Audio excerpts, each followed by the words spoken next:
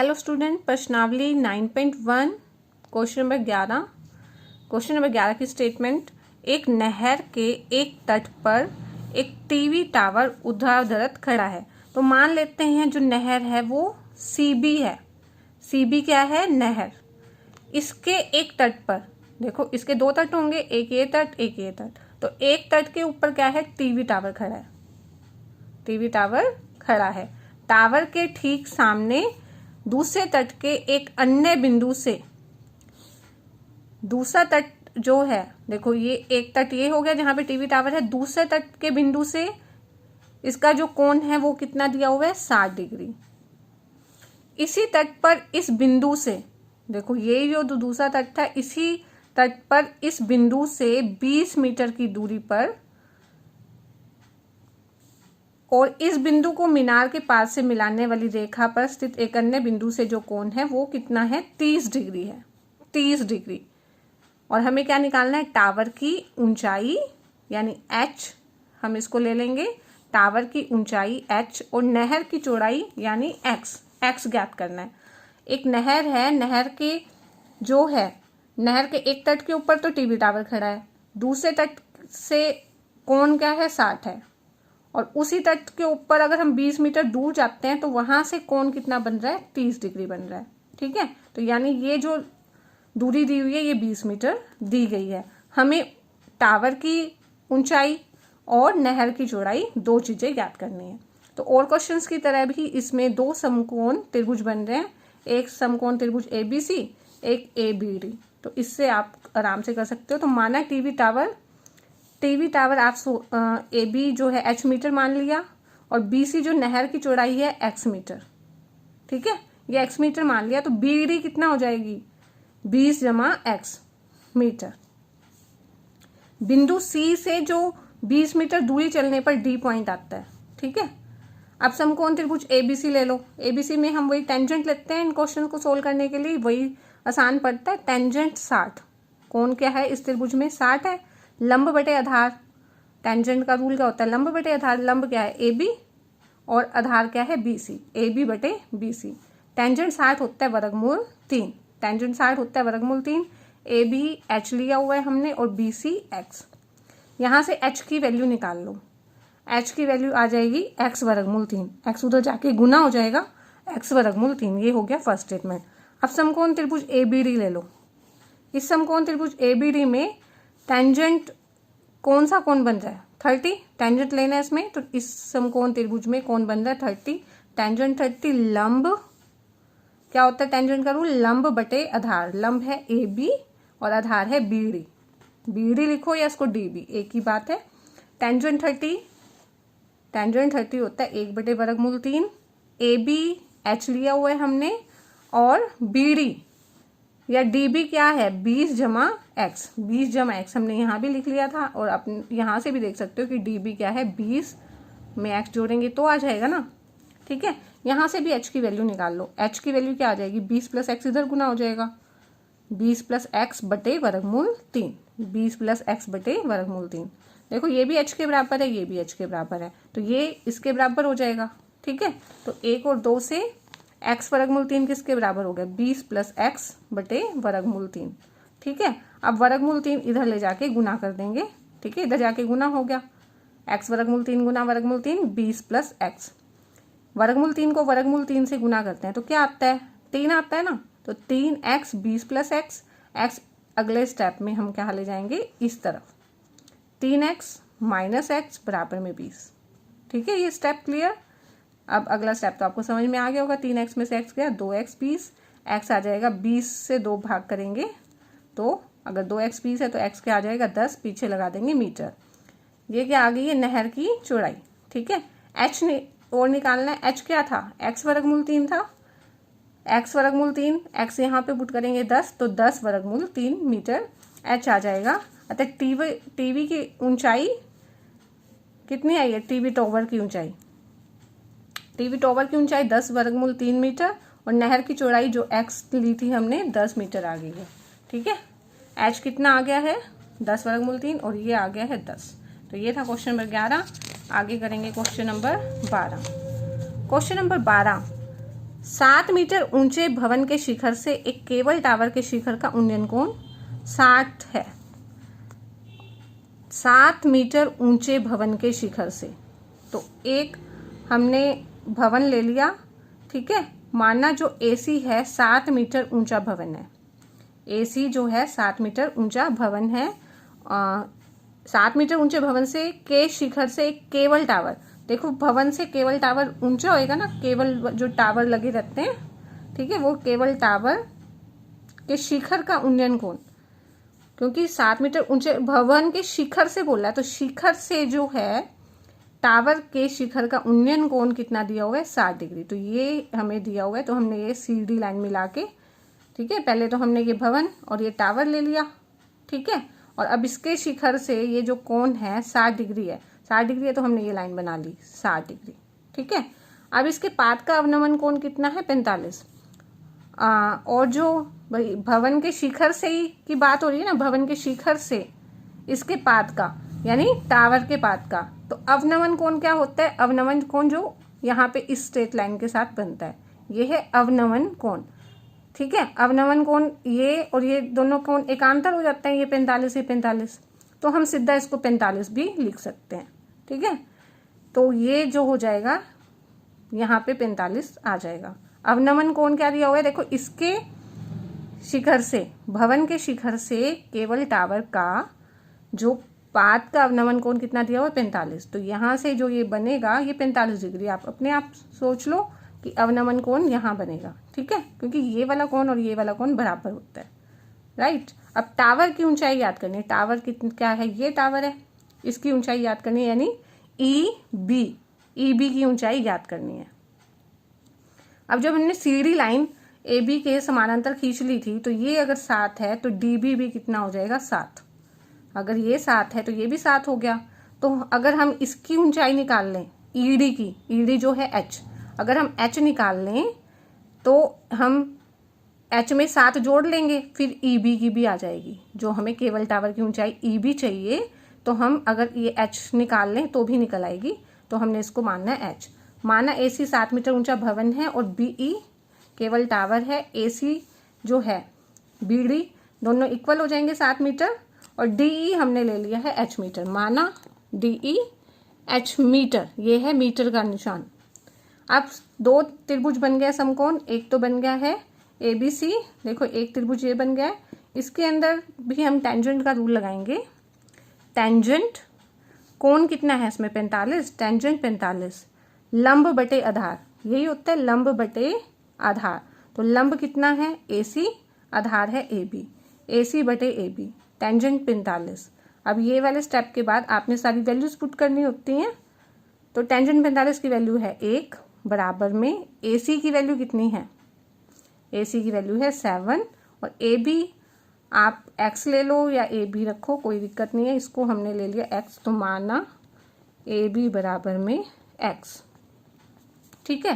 तो x यहाँ 1 से गुना होगा, x बराबर में 7, तो टेंजेंट ये जो हर क्वेश्चन में करते आए हो, ठीक है, ये अगर 7 आ गया, ये 7 आ गया है, तो इसके समानांतर ये है, तो ये भी 7 आ जाएगा, ये भी 7 आ जाएगी 7 मीटर, ठीक है। तो सीडी भी AB के बराबर 7 मीटर आ गया। अब समकोण त्रिभुज ले लेते हैं, एक समकोण त्रिभुज बन रहा है CDE, ठीक है, DCE लिख लो चाहे इसको, तो इसके अंदर कोण बन रहा है 60 डिग्री का, तो टेंजेंट 60, लंब बटे आधार, लंब क्या है DE, आधार है CD, तो टेंजेंट 60 कितना होता है वर्गमूल 3 बराबर DE हमने H लिया है, और CD यहाँ पे निकाल रखा है 7, ठीक है, यहाँ भी लिख लिया था 7, तो H की वैल्यू आ जाएगी 7 वर्गमूल 3, ठीक है, 7 को इधर गुना करेंगे 7 वर्गमूल 3। अब केबल टावर की ऊंचाई यानी BE कितनी हो जाएगी 7, क्योंकि ये 7 आ गया ना, नहीं ये तो 7 है ही, और H कितना आ गया 7 वर्गमूल 3, तो H जमा में, क्योंकि ये 7 जमा H था ना, ये 7 जमा H था, तो 7 जमा 7 वर्गमूल 3 आ जाएगा, और 7 कॉमन ले लो अगले स्टेप में, 7 कॉमन लेंगे तो यहाँ 1 प्लस वर्गमूल 3 मीटर आ जाएगा, तो ये आ जाएगा आपका इस क्वेश्चन का आंसर, ठीक है। तो अगर समझ में आ रहा है तो अगला क्वेश्चन भी करते हैं हम। क्वेश्चन नंबर 13, समुद्र तल से 75 मीटर ऊंची लाइट हाउस के शिखर से देखने पर दो समुद्री जहाजों के अवनमन कोण 30 डिग्री और 45 डिग्री हैं। समुद्र तल से 75 मीटर ऊंची, ये है 75 मीटर ऊंची लाइट हाउस। तो ये 75 मीटर ऊंची लाइट हाउस लेते हैं। देखो लाइट हाउस समुद्र किनारे बने होते हैं दूर दूर से जहाजों को देखने के लिए, ठीक है। तो ये लाइट हाउस ले लिया हमने डीसी लाइट हाउस है 75 मीटर ऊंची लाइट हाउस के शिखर से, इसके शिखर पे खड़े होके देखते हैं ना, इसके शिखर से देखने पर दो समुद्री जहाज हैं, एक समुद्री जहाज बी पॉइंट पे है, एक ए पॉइंट पे है। देखने पर दो समुद्री जहाजों के अवनमन कोण 30 और 45 है।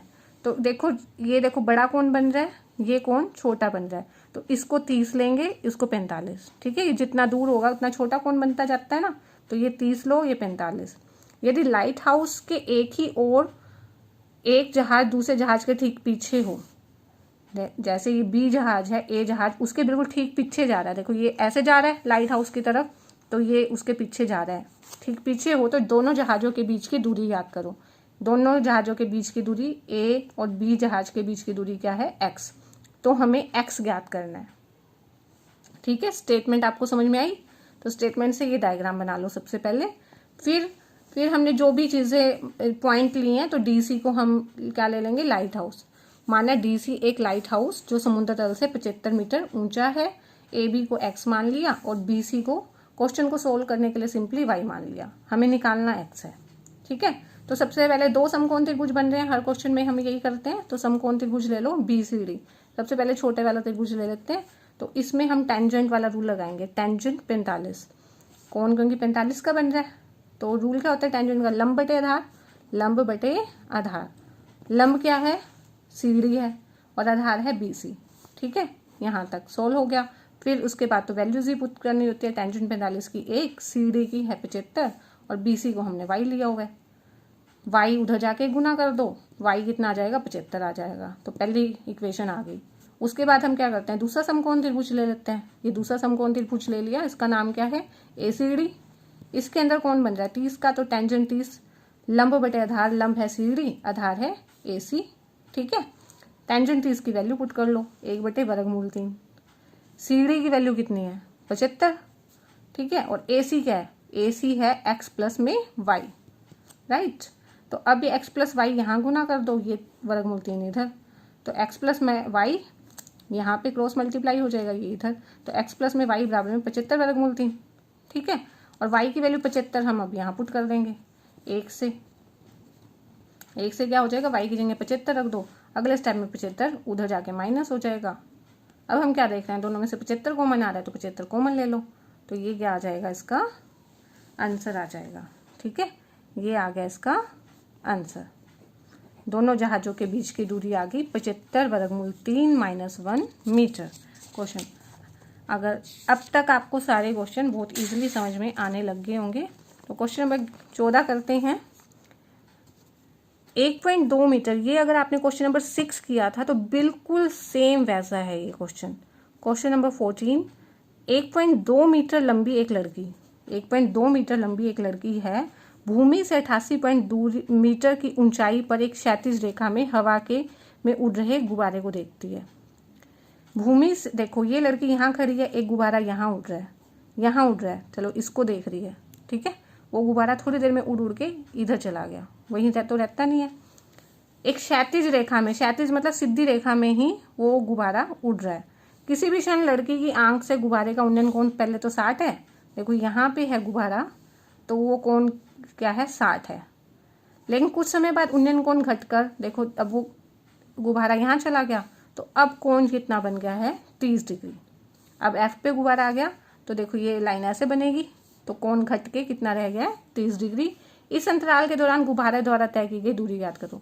गुब्बारा पहले ई पॉइंट पे था, फिर एफ पे चला गया, यानी ई एफ दूरी हमने ज्ञात करनी है, ठीक है। स्टेटमेंट को दोबारा से देखो, 1.5 मीटर लंबी एक लड़की भूमि से 88.2 मीटर की ऊंचाई पर, देखो भूमि से तो यानी ये पूरी ऊंचाई कितनी है, 88.2, ये 88.2 की ऊंचाई पर क्षैतिज रेखा में, क्षैतिज यानी सीधी रेखा में हवा में उड़ रहे गुब्बारे को देखती है। किसी भी क्षण लड़की की आंख से देखना है, आंख से गुब्बारे का उन्नयन कोण पहले 60 है, यहाँ पे है गुब्बारा तो देखो ये त्रिभुज बनेगा, तब उन्नयन कोण 60 है, लेकिन फिर गुब्बारा इधर चला गया तब वो घट के कितना हो गया 30। और गुब्बारा इधर आ रहा होता है तो कोण क्या हो जाता, बढ़ जाता ना। इस अंतराल के दौरान गुब्बारे द्वारा तय की गई दूरी यानी ई पहले था फिर एफ पे चला गया, यानी ई एफ ज्ञात करनी है। तो अगर ये स्टेटमेंट समझ में आ जाए, डायग्राम बन जाए, तब तो आपको पता है 2 त्रिभुज लेके करना होता है। तो पहले तो हम लिख लेते हैं जो जो हमने लिया है। ए बी जो है 1.2 मीटर लंबी लड़की है। अब देखो ये ई एच क्या है, ई एच 88.2 दिया हुआ है ना, कि क्योंकि वो गुब्बारा है जो 88.2 मीटर की ऊंचाई पे था, तो ये 88.2 दिया हुआ है।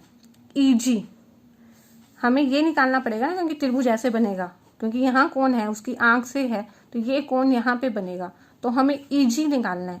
ई जी क्या हो जाएगा, पूरा 88.2 और लड़की की लंबाई है 1.2, ये जी एच घटा देंगे, ठीक है। 88.2 में से 1.2 घटा दो, 88.2 है उसमें से 1.2 घटाएंगे तो 0.787। तो ये जो ई जी है ये क्या रह जाएगी, 87, पॉइंट नहीं है ये, 87 मीटर है, ठीक है। यहाँ पे भी ये वाली भी 87 मीटर हो जाएगी। ई एफ सी भी, ई जी और एफ सी ये दोनों समानांतर है ना, तो ई जी बराबर में एफ सी आ जाएगी 87 मीटर। फिर वैसे ही जैसे हम 2 त्रिभुज लेते हैं, समकोण त्रिभुज ई ए जे, ई ए जी, ई ए जी के अंदर क्या बन जाएगा, ई जी बटे में ए जी, ठीक है। टेंजेंट ही लेते हैं, लंब बटे आधार, ये है लंब बटे आधार, तो लंब बटे आधार टेंजेंट, देखो इसके अंदर आपने देखना है कोण कितना बन रहा है, 60 का बन रहा है, तो कोण बन रहा है 60 का, टेंजेंट 60। ई जी, ई जी क्या है 87 है, ए जी, ई जी बटे में ए जी बराबर में टेंजेंट 60 की वैल्यू क्या आ जाएगी, वर्गमूल 3, राइट। अब हम देखो यहाँ पे इस तरफ ले जाओ, ए जी उधर चला जाएगा और वर्गमूल 3 इधर डिवाइड हो जाएगा, तो 87 बटे वर्गमूल 3 ए जी की वैल्यू आ जाएगी। आप ऐसे भी कर सकते थे, ये 87 वर्गमूल 3 ए जी आ गया था, तो ये वर्गमूल 3 यहाँ डिवाइड करोगे तो यही बन जाएगा। और अब हर के अंदर क्या है, वर्गमूल में नहीं होना चाहिए, तो हम क्या करेंगे, प्रिम्यकरण करेंगे। प्रिम्यकरण कैसे करेंगे, 87 बाई वर्गमूल 3 है ए जी, तो उसको गुना करेंगे वर्गमूल 3 बटे वर्गमूल 3 से, ये हो जाएगा 87 वर्गमूल 3 और ये बन जाएगा 3 से 87 को भाग कर लो, भाग करने पे आ जाता है 29, ठीक है। 87 को 3 से भाग करेंगे, 3 दूनी 6, 8 में 6 गया 2, 3 में 27, ठीक है। ये भाग करने पर ये आ गया, ठीक है। तो रफ में करना है, फेर पे नहीं करके दिखाना। 29 वर्गमूल 3 मीटर आ गई है ये दूरी, लेकिन हमें दूरी निकालनी है ई जी या जी सी, ये दोनों समानांतर है ना, तो ये त्रिभुज लेते हैं अब हम। समकोण त्रिभुज एफ ए सी के अंदर, एफ ए सी में क्या है, कोण है 30, तो टेंजेंट 30 किसके बराबर आ जाएगा, लंब, लंब है इसमें एफ सी, लंब बटे आधार होता है ना टेंजेंट का फार्मूला, तो लंब कितना है एफ सी, आधार है ए सी, ठीक है। एफ सी कितना आ गया, एफ सी कितना है 87 है, देखो ये 87 है, हमने शुरू में भी लिखा हुआ है 87 है, तो 87 और ए सी तो हमें निकालना पड़ेगा इसमें, और टेंजेंट 30 होता है 1 बटे वर्गमूल 3। इसके बाद ये स्टेप, इसको इससे गुना कर लो, ठीक है, तो आ जाएगा 87 वर्गमूल 3 बराबर में ए सी, ठीक है। ए सी की वैल्यू इतनी आ गई है, यानी ये पूरी 87 वर्गमूल 3 आ गई है, और ये ए जी जो है इसमें ये आ गई थी 29 वर्गमूल 3, ये आ गई 29 वर्गमूल 3, पूरी 87 वर्गमूल 3 है, तो जी सी कितनी आ जाएगी, जी सी या ई एफ कह लो, ये दोनों ए सी में से ए जी घटा लो, 87 वर्गमूल 3 में से 29 वर्गमूल 3 घटा लेंगे तो ये आ जाएगा ना, ठीक है ना। क्योंकि देखो ये जो पूरी तो 87 वर्गमूल 3 है और इतनी कितनी आ गई है 29 वर्गमूल 3, तो यहाँ से यहाँ तक की दूरी ज्ञात करनी है, यानी जी सी दूरी, ये ए जी है, ए जी कितनी है 29 वर्गमूल 3 और पूरी ए सी 27 सी वर्गमूल 3 है, तो जी सी क्या आ जाएगी 87 वर्गमूल 3 में से 29 वर्गमूल 3 घटा लेंगे, तो वर्गमूल 3 तो दोनों के पीछे लगेगा ही, ये आ जाएगा 8, 58 वर्गमूल 3, ये आ जाएगी जी सी, ठीक है। घटाने पे क्या आ गई है 58 वर्गमूल 3 लगा दो मीटर, ठीक है। जितनी ये आई है जी सी उतनी ही ई एफ आएगी, क्योंकि इसके समानांतर है, तो गुब्बारे द्वारा तय की गई दूरी, इसलिए हम लिखेंगे अतः गुब्बारे द्वारा तय की गई दूरी EF और GC बराबर हैं और ये आ जाएंगे 58 वर्गमूल 3 मीटर। अगर वीडियो समझ में आ रही हैं तो वीडियोस को लाइक कीजिए, कमेंट्स कीजिए और चैनल को सब्सक्राइब करेंगे तो आप मेरे साथ फुल सिलेबस मैथ का कर पाएंगे।